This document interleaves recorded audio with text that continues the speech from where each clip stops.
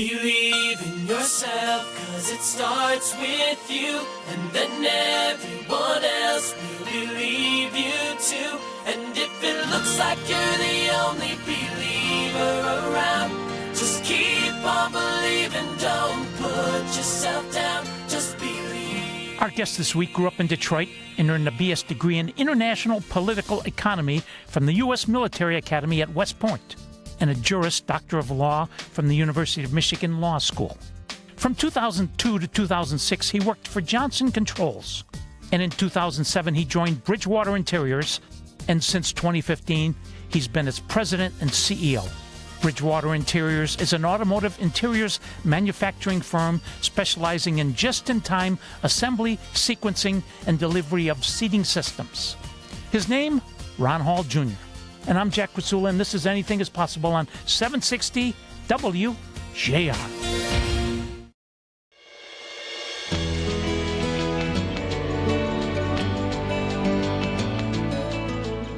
I'm Jack Krasula. This is Anything is Possible, and we're with Ron Hall Jr., the Ron Hall Jr., the president and CEO of Bridgewater Interiors, LLC. Ron, welcome and honored to have you. Thank you so much for having me. Can we start talking about your childhood and your parents, please?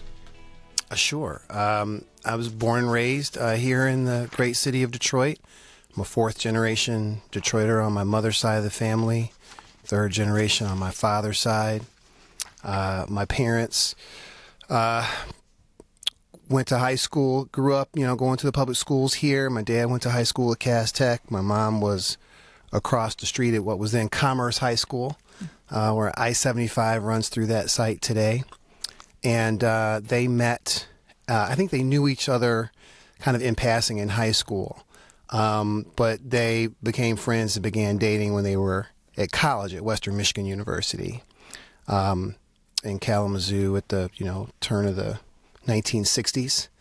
And lots of stories, as you might imagine, from that era as they had their student careers on that campus. And my dad was very active in the Alpha Phi Alpha fraternity, helped found that chapter that's at Western Michigan. And things, they went on from there. Got married after school, and I was born at the end of the decade. There's a couple other guests we've had. A fellow named Dennis Archer from Western Michigan, Roy Roberts, Bill Picard.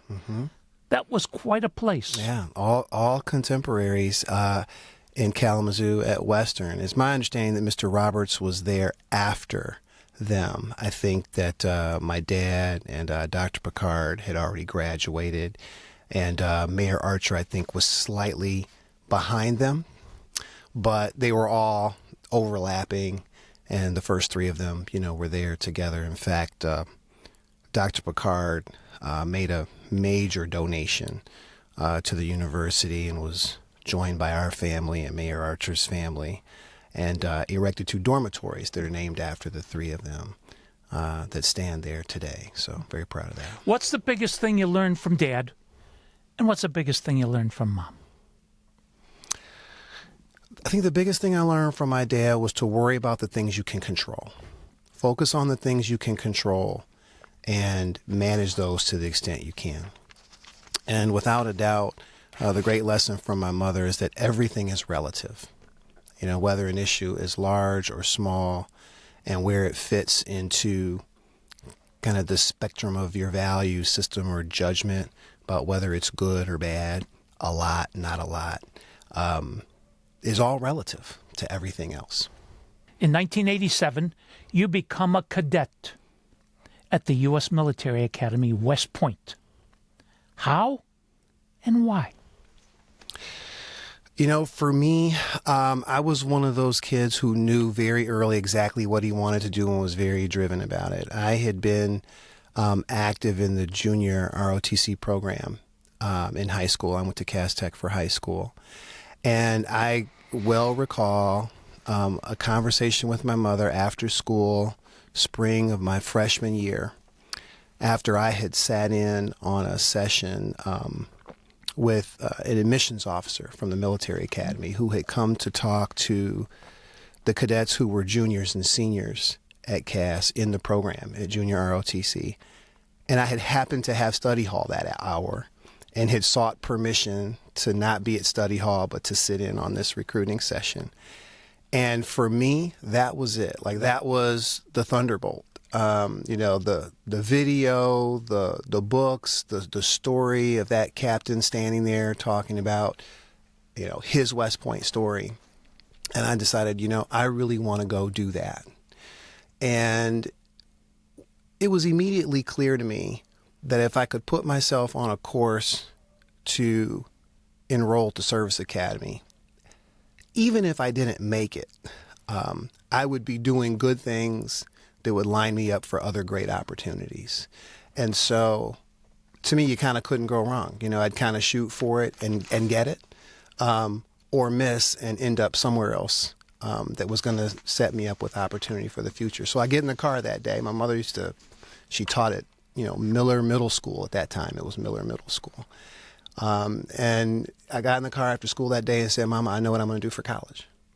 And she kind of listened to me and kind of humored me, but I don't think she thought that it was really going to happen, But I never turned away from that, not for 3 years, and then it actually happened. There is no typical day at West Point, but talk to us, tell us, describe for us, paint us a picture of a typical day at West Point. Well, at the academy, you're up early. You get 6 a.m. formation, breakfast, and then academic classes, at least during the academic year. Classes from, 7:30 or so, 7:30, 8 o'clock until lunchtime at 11 or 12. And then, afternoon classes until 3 or 4. And then either... if you're a core squad athlete, an intercollegiate athlete, they have training and practice for their sports if they're in season, or training if they're not in season. For people like me, if you weren't an intercollegiate athlete, you still had to participate in intramural athletics, which are actually very competitive at West Point. And you parade for the public. 2 of the 4 regiments would parade every day. And so you had either intramural athletics or parade, and then dinner formation, dinner, study barracks, taps at 11:30. Brent Musburger, Mike Tirico, Bob Costas, Kirk Herbstreit, all say if they could go to one football game in their life, Ron, they would go to the game in early December, the Army-Navy game. Why? I think especially for enthusiasts of college athletics, it doesn't really get purer than that. You have athletes on both sides of the field who are true student athletes, completing the same academic curriculum as everybody else at the institution, on their way to the same kinds of professional endeavors as everybody else at the institution. And like all the cadets and midshipmen, about something larger than themselves. It's, about the spirit of service, the esprit de corps, I think, that comes naturally to some extent for people who are in the armed forces. That, along with, the uniforms, the pageantry, the parades, all of the long history and tradition. It's a pretty exciting mix. Both sides say at the end of that game, you want to sing second. What does that mean? Well, the winning team gets to have its alma mater played after the losing team after the game. And so after the game is over, the players from the losing team go to their student sideline, whether it's, the midshipmen or the cadets. The players from the winning team join them and stand respectfully for the playing of that school's alma mater. Then the players of the losing team join the players of the winning team on the winning team sideline for the playing of the winner's alma mater. And so certainly the goal every year is to be singing your alma mater second. We're talking to Ron Hall Jr., When we come back, we're going to ask him about his tour of duty. If you want to learn more, www.bridgewater-interiors.com. And I'm Jack Krasula, and this is Anything is Possible on 760 WJR.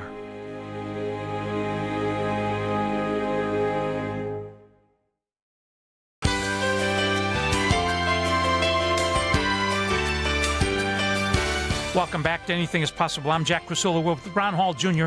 Ron, tell us about your tour of duty in the Army. Well, I commissioned into the Field Artillery branch of the Army, and I was posted at what was then Fort Hood, Texas.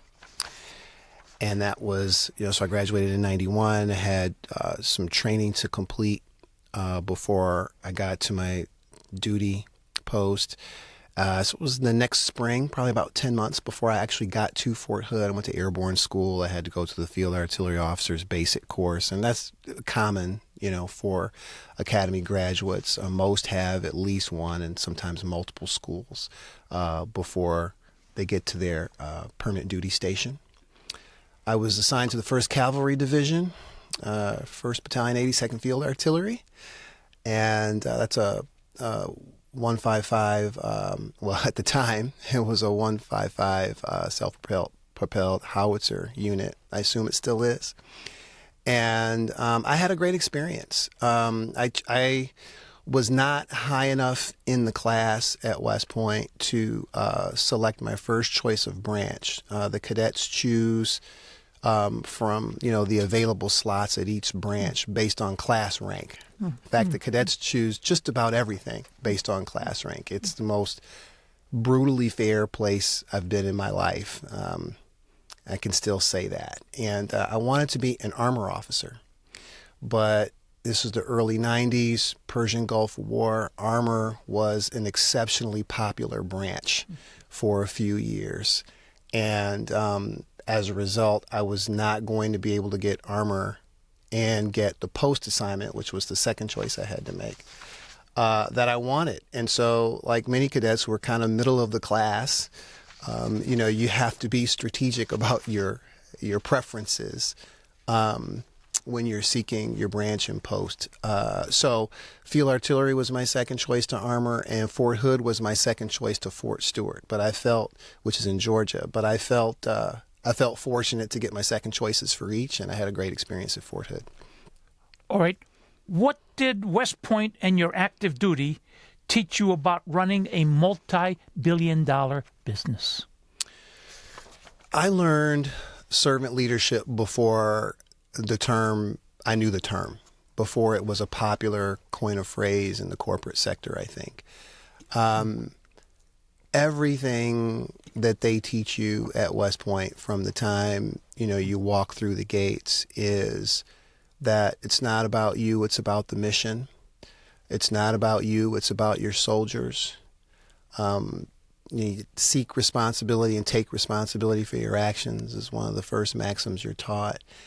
And I didn't appreciate at the time how unusual the leadership training is. There's a focus on leadership training in every element of the schooling: academic, military training, athletics participation, extracurricular participation. All of it has elements of compelling the cadets to learn and practice good leadership and good management. And so, frankly, by the time I came into my civilian career, I felt and learned pretty quickly that I was in some ways more prepared to manage and lead than many people in my peer group, age peer group, just because I'd had that training. And that was part of why I decided to leave the legal profession and kind of move closer to operations management. We're talking Ron Hall Jr. Ron Hall Jr. and servant leadership are synonymous. Anybody that knows the man says, amen. That's very all kind right. of you. Speaking of the law profession, from 98 to 2002, you were an associate attorney at Dykema. Quickly talk about that chapter of your life. Great experience, great firm. the firm was very good to me, and everything that I had hoped. I had the experience I hoped to have. I was in the corporate finance practice group. I benefited from some very strong mentoring from some of the prominent partners in and around that practice group. At the time, I got exposure to people in other practice groups that has actually been a significant part of getting me involved in certain civic and charitable activities in the years since.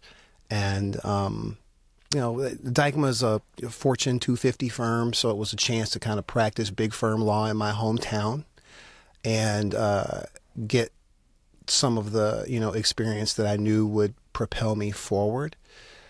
One of the things I liked about practicing in Detroit's market is that it's a small enough market that you can't afford to over specialize. You would talk to friends who were at the big firms on Wall Street or in Silicon Valley or even Chicago to some extent. And it was easy to get pigeonholed and be doing the same kind of work over and over and over and over again. Here, that didn't happen because we all had to have a little bit of an entrepreneurial spirit. You had to be willing to learn different parts of the law in whatever your area of practice was and to get good at those things because you had to stay busy. Of course, the revenue generating unit in law firm life is the billable hour. And so the key for any young associate is to stay busy and keep learning. From 2002 to 2006, you were a corporate attorney and then in a leadership development program for Johnson Controls, that up-and-coming company. Talk about that chapter. Well, that was the window, when my career and my dad's began to merge a little bit. Bridgewater Interiors was a Johnson Controls joint venture at that time, and was in its infancy. The company became operational in 1999, and so by the time my father got to about the 5-year mark, it was clear that the company was going to have legs, that the joint venture was going to enjoy some success. It was growing. He was going to have a need to grow the management team, professionalize it some, and I was at a juncture where it was time to kind of fish or cut bait. I felt like, and either commit long term to developing as an attorney and having all the career opportunity I could manage in that space, or if I wanted to leverage, and this is back to that leadership and management training that we were talking about, leverage some of what I had learned in the service and have a little bit more of a hybrid career in law and business management, that it was a good time to switch. And so that's what we did. I was working as an in-house lawyer at JCI, went into their LDP program and was assigned to a plant out in Mount Clemens, and hung the suits up and put some work gloves in my back pocket and went out to supervise a manufacturing line, and moved through positions in production supervision and quality control and program management, materials management over the next several years, really in preparation for joining the management team at Bridgewater. We're talking to Ron Hall Jr. When we come back, we're going to ask him about the joint venture in 1998. And I'm Jack Krasula, and this is Anything is Possible on 760 WJR.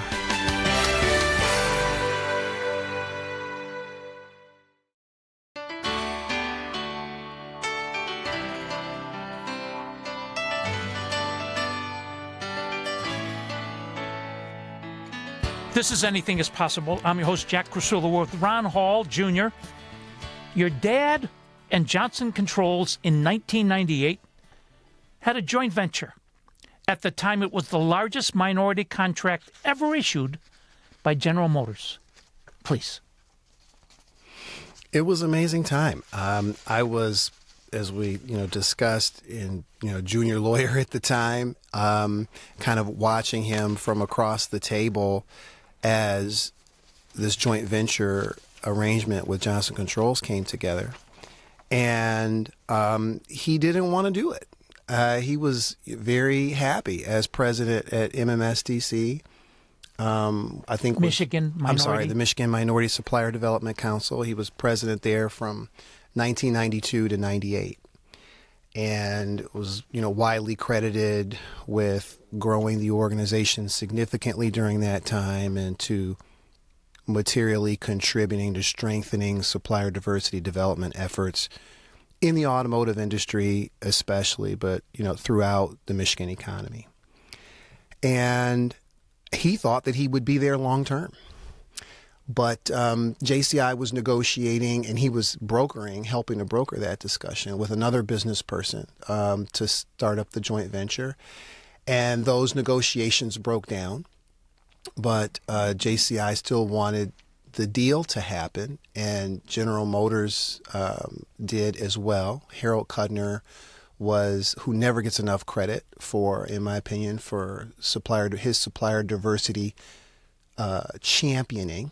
Was chairman at MMSTC at the time and was encouraging the parties to stay at the table. And they needed another business person or a group of business persons to come forward and try to create this manufacturing joint venture, which hadn't been done before. And he was asked to do it. My dad was asked to do it and and reluctantly agreed, in short. And so they formed the company in 1998, broke ground in Detroit, built the plant that is still today operational and our headquarters facility, and became operational in 1999, building what was then the Cadillac DeVille seats. If you remember, GM was relaunching the Cadillac brand, and this was the flagship sedan. It had some of the most sophisticated seating systems in the industry. And people take for granted that these kinds of companies can happen now, but at the time, there was a lot of skepticism. There hadn't been a new manufacturing facility built in Detroit in decades at that point. And so the idea that a tier one supplier was going to build a plant in the city and hire an inexperienced workforce to build some of the most sophisticated systems for the vehicle generated a fair amount of skepticism. And that was the part that my father was not worried about. He was the most optimistic person I've ever known in my life. Believed very much in the community from which he had grown up in, and knew that he could hire a workforce that could get it done with the support of, business partners who were already expert in the space. And he had that in John's Controls. John Barth was head of the automotive systems group at JCI at the time and was committed to supplier diversity as well, another great champion. And off they went together. All right. You joined Dad in 2007 at Bridgewater. And then in 2015, he said, son, it's yours. You become president CEO.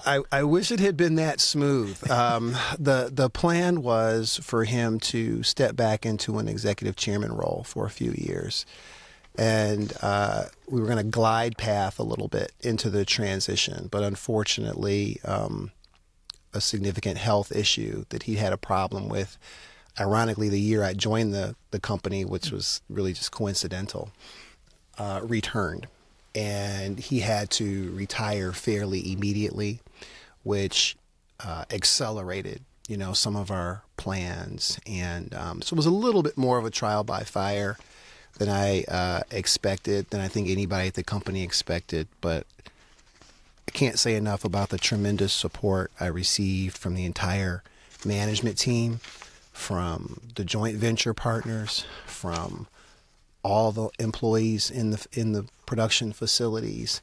And it really wasn't about me. I think it was out of regard for my dad that everybody supported the ideals of the company and helped the new boss kind of get his legs under him and get through those first few years. All right. A little more than 25 years later. 2,200 employees, $1.6 billion, 4 plants. What does Bridgewater Interiors do today? Today, we manufacture 100% seating systems.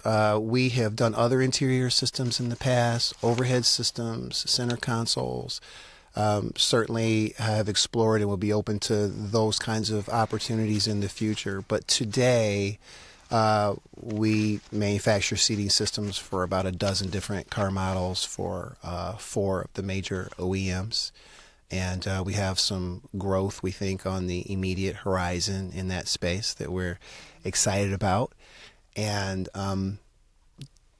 I see us as a jobs company, first and foremost. You know, the whole reason that we are supported by our customers and other stakeholders and the supplier diversity development efforts are supported is because it's about bringing economic opportunity to areas and communities that traditionally have not had those opportunities to the same extent as the majority population. And so, to me, we are succeeding when we are employing as many people as we can, you know, at stable, you know, solidly middle-class wages with great benefits, and opportunities for upward mobility. And the more of that we can do, then, to me, the more we are succeeding.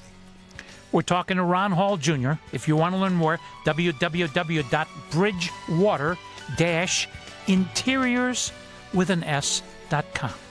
And I'm Jack Krasula, and this is Anything is Possible on 760 WJR.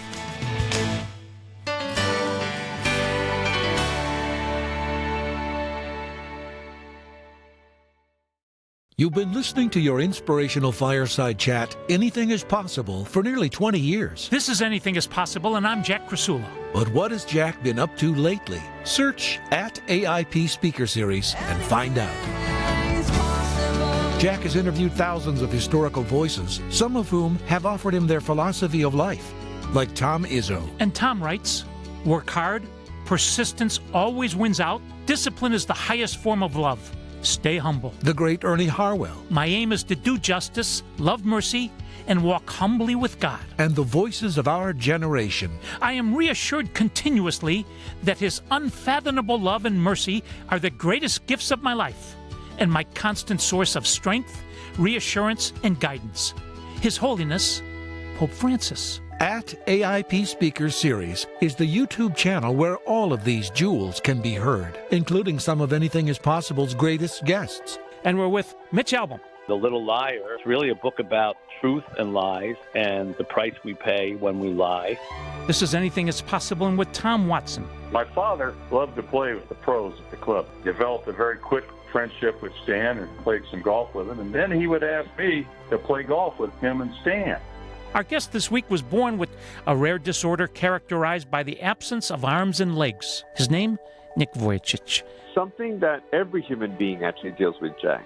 It's the choice of continuing to believe or giving up. And recordings of the AIP Speaker Series events at St. John's Resort. Go to YouTube and search @AIP Speaker Series. It's free. And remember, Anything is possible. Spohome. I'm Jack Krasula. We're with Ron Hall Jr., President and CEO, Bridgewater Interiors, LLC, right between the two bridges. Wow. All right. Ron, talk about the evolution of interior seating in an automobile. Well, my understanding is that in the 1980s, really as a labor arbitrage move, that the automakers began to eliminate what were called cushion rooms, where they had semi-separate operations to manufacture their seating systems, and those would ship in on-site, you know, to an assembly plant. They segregated those operations. They sold them to suppliers who would take responsibility for designing, engineering, manufacturing these systems, and then eventually, you know, building them in a mass production environment and shipping them into the automaker's assembly plant. And so, you know, there are a handful of global publicly traded firms that do this, and then, you know, another handful that are partially owned by major automakers. That's more the model, for example, with the Asia automakers. And But the setup, I think, is similar, probably, and certainly internationally in the Adient operation. And Adient, I should say, is a successor to JCI. We've talked a lot about JCI, but Adient is the firm that was spun off from JCI. The Automotive Systems Group at JCI was spun off into a separate company at the tail end of 2016. And so Bridgewater is now an Adient joint venture as opposed to a JCI joint venture. But seat suppliers set up, within 30 miles or so of an assembly plant, receive a broadcast from the assembly plant, and assemble seating systems in sequence to order. So if you can imagine, if you, I don't know, Jack, if you drive a Ford F-150, but, Cadillac. A Cadillac. Okay. Well, let's talk about the Ford F-150. Okay. So down at the Rouge plant, because we supply those seating systems, the Rouge plant sends us a broadcast. Okay. We're going to build, blue, gray, black, leather, cloth, power, ventilated, whatever.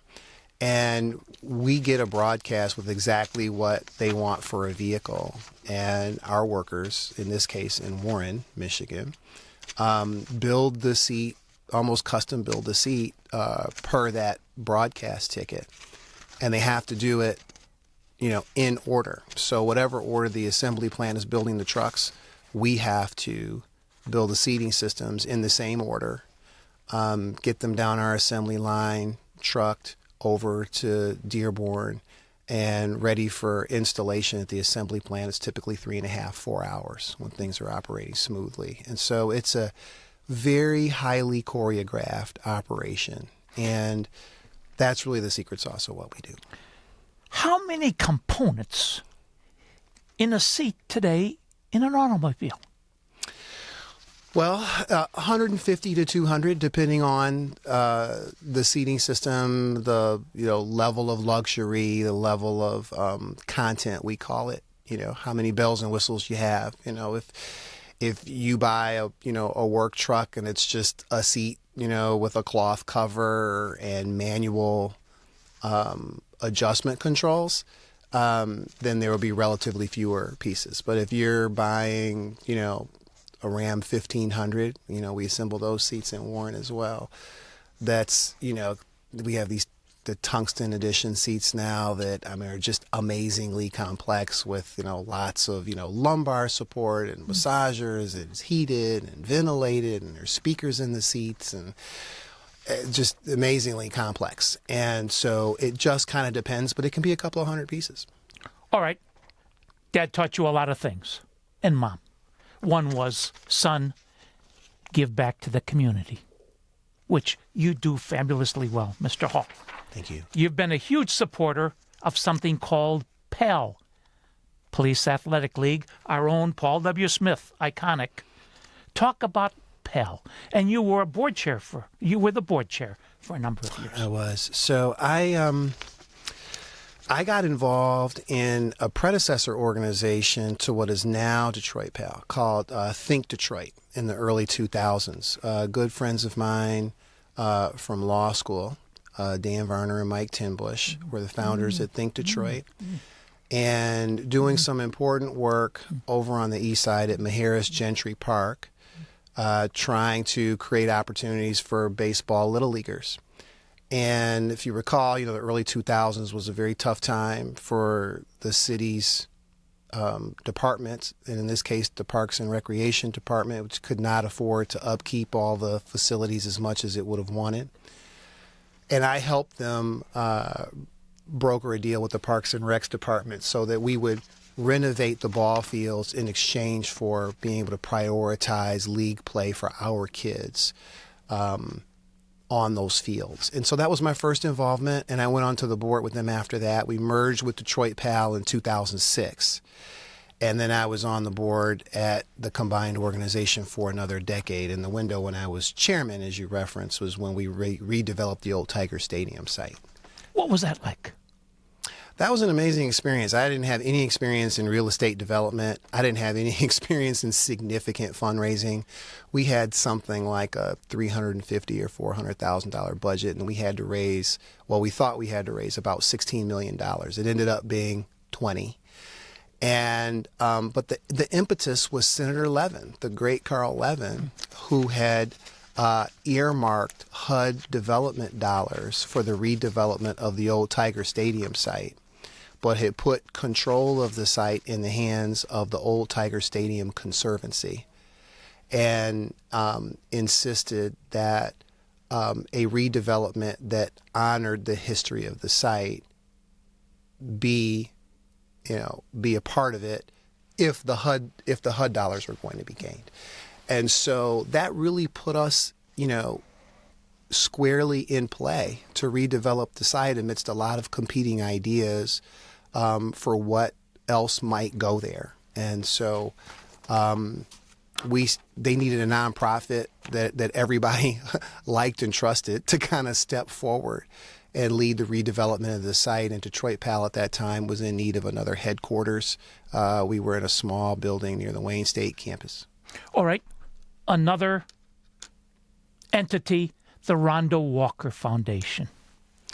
I was just with Rhonda Walker on last week on Thursday, as a matter of fact. She spoke at a Black History event at Adient, and we were very pleased to help host her there and to present another donation check to her great foundation, which I'm pleased to say took us over the $100,000 mark in support of the Rhonda Walker Foundation, and just cannot say enough about the way Rhonda has leveraged her local celebrity status to support girls throughout the Detroit region. It's just fantastic.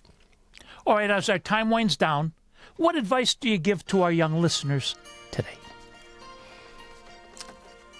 Dream big, believe in yourself, work hard, and don't assume as a young person that you know exactly where you're going to end up, but keep creating opportunities for yourself.